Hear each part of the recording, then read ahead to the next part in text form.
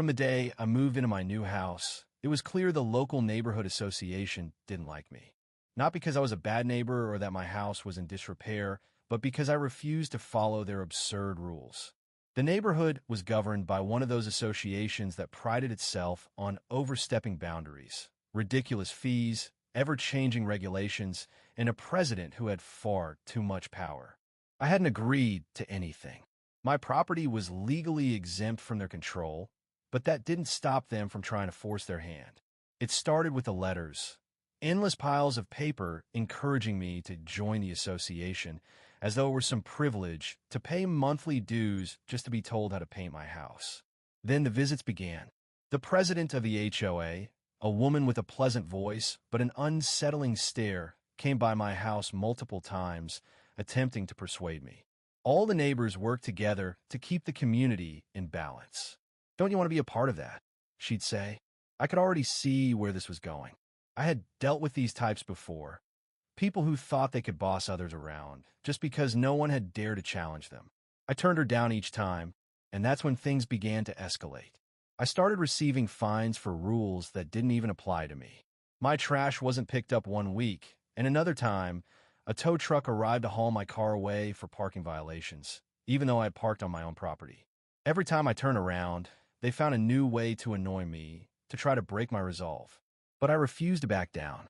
Then came the fire. It was an average evening. I was home, unwinding after a long day at work when I smelled smoke. I jumped up and rushed to the door, only to be greeted by flames. My house was on fire. For a moment, I stood frozen in disbelief, but then instinct took over. I ran out, dialing emergency services while trying to figure out what was happening. The fire spread quickly, ravaging everything I had worked for in a matter of minutes. By the time the fire trucks arrived, it was already too late. The house was gone, and standing across the street, arms crossed, watching the whole thing, was her, the president of the HOA. There was no sign of panic on her face. No concern, no shock, just a cold, satisfied smirk. That's when it hit me. This was no accident. The HOA had taken things too far. They weren't just playing petty games anymore. They had crossed the line.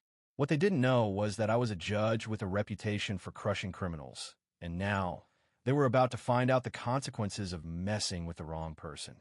I stood there, watching the firefighters do their work, the scent of burnt wood thick in the air. The place that had been my home, my life, was now reduced to a pile of smoldering ruins. But I didn't feel sorrow. I didn't feel sadness. What I felt was cold, calculated anger. The kind of anger that doesn't erupt, it grows. And through it all, the woman from the HOA stood watching, her expression unchanged. She knew what she had done. The police arrived soon after. A fire like this needed to be investigated. I approached the officer in charge, a man who looked like he had seen this type of disaster many times before. "All signs point to the fire starting from the exterior," he said, flipping through his notes. "We'll investigate if this was arson. Did you notice anything out of the ordinary before it happened?" I turned my gaze to the HOA president.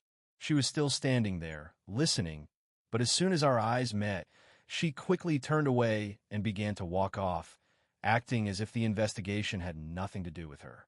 "I have a suspicion," I said, my voice calm, "and I'm sure the evidence will back it up." The truth was, I already knew it was arson. The HOA had been pressuring me for months, trying to get me to join. They had resorted to fake fines, harassment, and various attempts to make my life miserable. When that didn't work, they had decided to destroy my house. But they had made a fatal mistake. They chose the wrong person. I knew how to investigate a case like this. After years of dealing with criminals, I understood what the authorities would look for and how to use the law to my advantage. Over the next few days, I began gathering evidence. Even though I had lost my home, I still had my car, my phone, and my connections. I went to the police station to ask for the initial fire report. The early analysis indicated the fire wasn't accidental. There were no electrical failures or gas leaks. Someone had set it intentionally.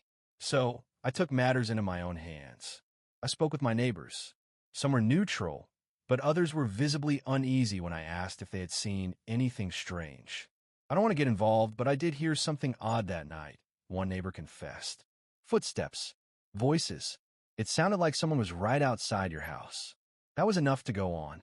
Next, I needed to see the security footage from nearby homes. Some of the houses had cameras facing the street. If someone had approached my property, there would be proof. I was right. After a few conversations, a neighbor shared footage showing 3 figures walking toward my house in the dead of night. Their faces were hidden, and their movements were careful and deliberate. Moments later, the flames erupted.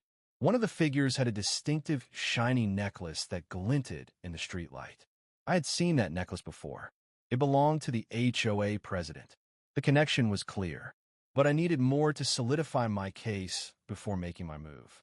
I returned to the police station with the footage and presented it to the lead investigator. "I think this could help with your case," I said. He studied the video closely before sighing and glancing up at me. "Do you have any idea who it might be?"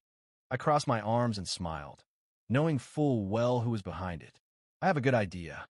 The investigation shifted to arson with intent to cause harm, and the police began to focus on the HOA. Now, it was just a matter of time, but I had my own plans for how to handle the president of the HOA.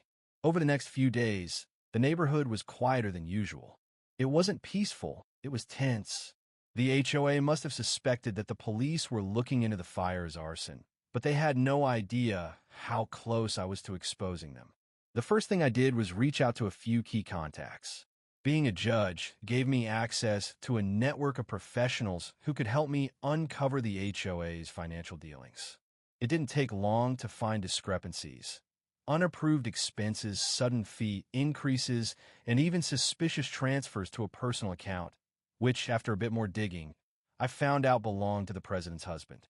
The woman who had burned my house down was also embezzling from her neighbors. But before I made my move, I wanted to see her reaction when she realized she was about to lose everything. I visited the HOA office one afternoon. It was a small, unassuming building where the association held its meetings. When I entered, the room fell silent. Everyone knew I had lost everything in the fire, and they knew I wasn't here for a casual conversation. The president sat behind her desk, trying to maintain composure, but I could see her fingers drumming nervously. She knew why I was there. Before she could say a word, I placed an envelope on the table. She eyed it for a moment before opening it. Inside, I had included copies of questionable financial transactions, missing funds, and evidence linking her to the fire. As she flipped through the pages, her face grew paler with each one. I stood there, watching as her confident demeanor faltered. She looked up at me, tried to regain her composure, but her voice was shaky. "What exactly do you want with this?" The moment I placed that envelope on her desk, I knew everything had changed. The president of the HOA was no longer the person in control. The tables had turned. Her confident facade cracked, revealing the fear beneath. She had underestimated me, thinking I would be just another target to bully into submission. But now, the truth was out, and there was nowhere left for her to hide. With the evidence in front of her, I watched as the arrogance drained from her face. She understood that the game was over. Her actions had gone too far. What she thought would be a clever way to intimidate me had instead opened the door to her downfall. I wasn't just a neighbor fighting against the petty rules of an HOA. I was a force, a judge with the power and knowledge to bring down those who thought they were untouchable. As she stammered for words, I knew that this was just the beginning. The investigation would unravel her lies, expose her greed, and ultimately, she would face the consequences of her actions. The HOA would crumble under the weight of its corruption. For me, this wasn't about revenge. It was about justice. It was about making sure no one else had to endure the same kind of harassment and fear that I had faced. In the end, it wasn't just my house that was destroyed, it was the very foundation of the HOA's power. And they had no one to blame but themselves.